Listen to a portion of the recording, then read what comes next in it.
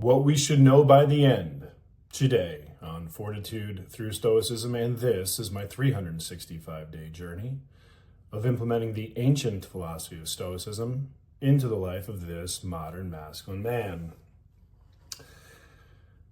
I know I said this yesterday, and I said this the day before, this death thing is pretty morbid.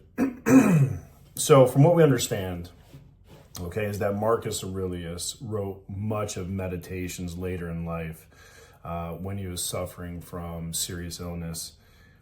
He knew he was going to die. And so he was speaking frankly to himself in meditations about his own mortality. And so, again, Ryan Holiday looks at this from the angle of how scary that must have been. Mr. Blue, Ryan Holiday. I think it's fascinating when you reflect on life, you reflect on the choices that you've made. So the quote today by Marcus Aurelius: "Soon you will die, and still you aren't sincere, undisturbed, or free from suspicion that external things can harm you. Nor are you gracious to all, knowing that wisdom and acting justly are one and the same." So what Marcus is saying to himself is, man, I'm at the end of the road here. I'm staring death in the mirror, and I don't exactly like what I'm seeing. Now, this is a man who is went down in history as one of the 5 great emperors of the Roman Empire, and he led it at its very zenith, its very pinnacle. And yet, he didn't inherit this. He earned it through his character, but yet he was still staring at himself in the mirror at the end of the road saying, I don't know, man. You don't pass the sniff test, old boy.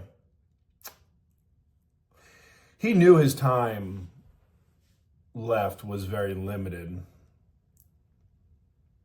Better choices would provide relief for him. So what Marcus is saying is we are unfinished products up until the very end.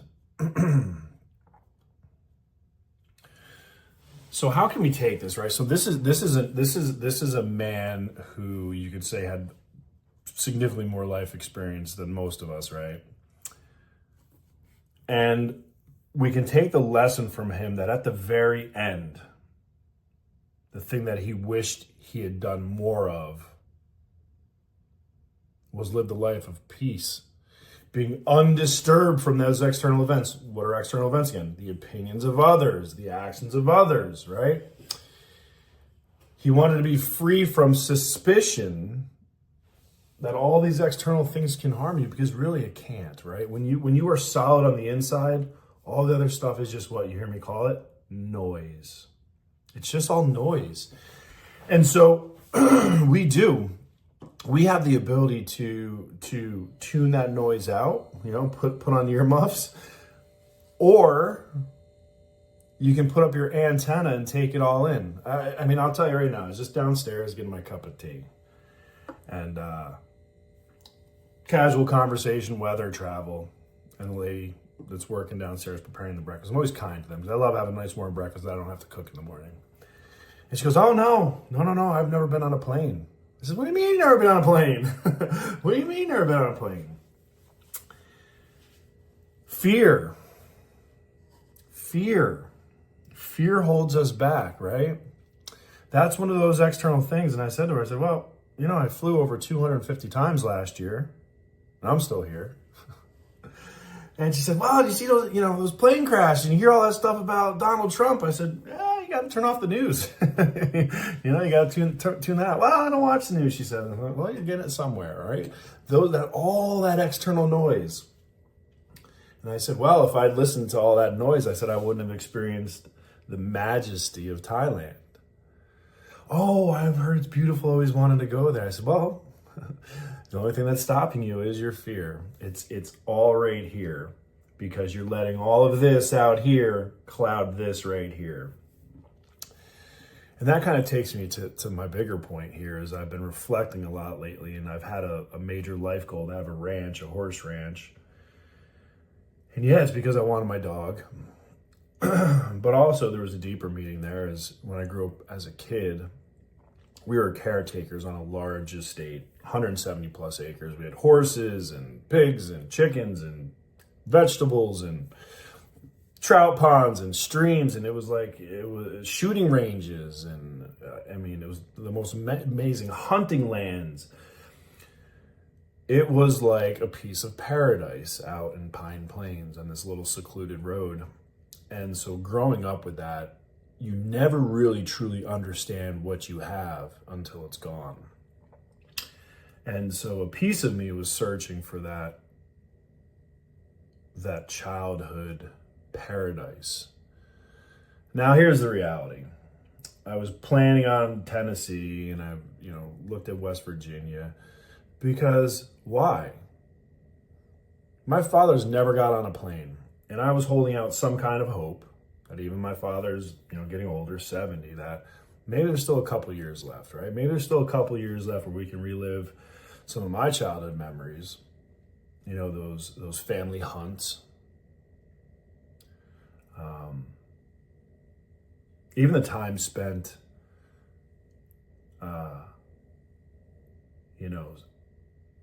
analyzing the land for where a good place to set up your tree stands. And, that starts early in the year. Then, the guys, the cameras watching the deer, there's a whole thing to it.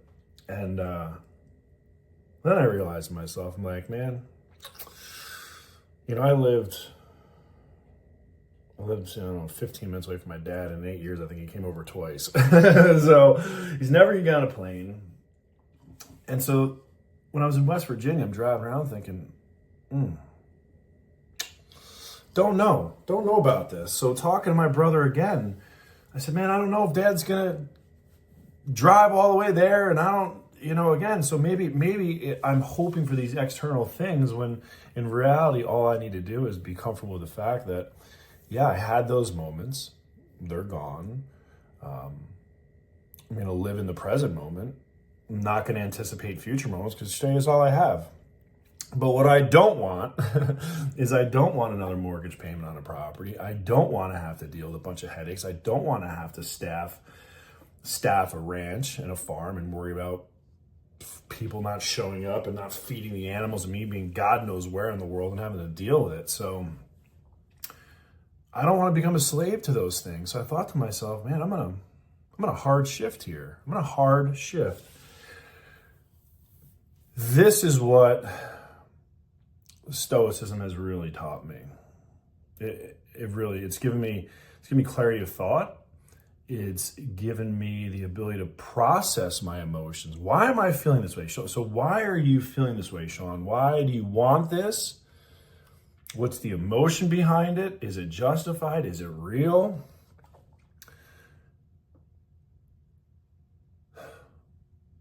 So Marcus knew very well, going back to the lesson, that it's all about our character. And sooner we can be free from insincerity or anxiety or ungraciousness or unstoicness, the closer we'll be to that eudaimonia, the freedom. So I got 2 weeks left in this 365-day journey, and I want to point outside really quick. Do we see all the snow out there? Okay, not complaining, just pointing out a fact that there's a lot of snow out there, and it's 2 degrees. In this body, like 60-degree plus weather. Those are the facts. Not complaining, just saying that that's the fact. So, I don't love that this final month is about death. I kind of wished it ended on a more upbeat note. But it's kind of symbolic, isn't it? Right? It's at the end of the journey when you know that you had a lot more road behind you than you do in front of you. And I'm probably at that point where I got a lot less road ahead of me, right? Maybe a day, maybe a year, maybe a week, who knows?